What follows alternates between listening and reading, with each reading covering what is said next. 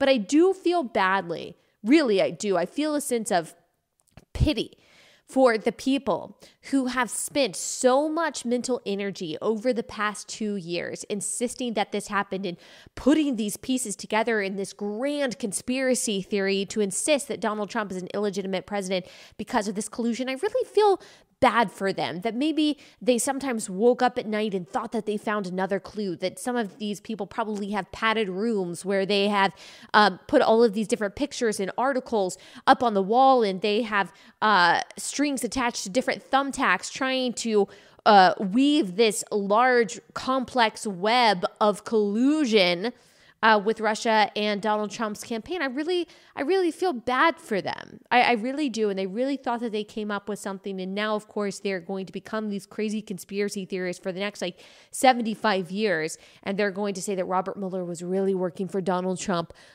this whole time. And it kind of makes sense. They don't want to believe that this thing that they have put so much hope in is wrong. But the reality is, this is a good day for America. It is. It's a good week for America. It is a good week for the rule of law. Shouldn't you be happy? And a lot of people have said this. I'm certainly not the first person to ask this question, but shouldn't you be happy that the president of the free world, or the president of the United States, the leader of the free world, wasn't in cahoots with the Russian government to steal the election? Isn't that a good thing?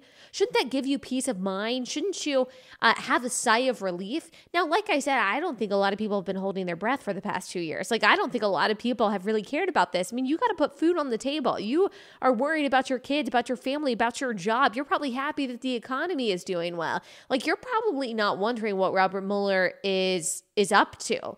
And so there's been a lot of people that have been saying, oh, this totally changes how the country thinks about the president. I think a lot of people didn't think about this. Now, there is a radical base of Democrats, again, that have cared about this, who are going to keep pushing for this. But do those people really matter? And do they represent the rest of the country? I don't think so.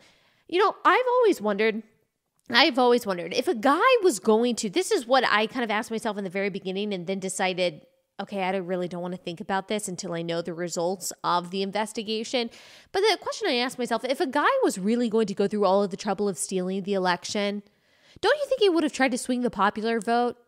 If you were really in collusion with the Russian government to win in 2016, don't you think a guy like Donald Trump would have been like, oh, we need the popular vote, Putin. I'm not just going to win the electoral vote. Do you think that that's been fun for him over the past 2 years to say he lost the electoral vote or the popular vote by something like 3 million votes? I just feel like if you're going to cheat, you might as well go all the way and get the popular vote too.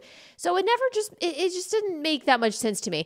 And plus, Democrats have other things to be concerned about. I mean, they have a very winning platform of killing newborn babies, socialism, and open borders. I mean, that is a winning message. Why would you ever need to talk impeachment when you've got things like killing babies and opening the borders and confiscating private property to run on? I mean, come on, Democrats, you don't need this.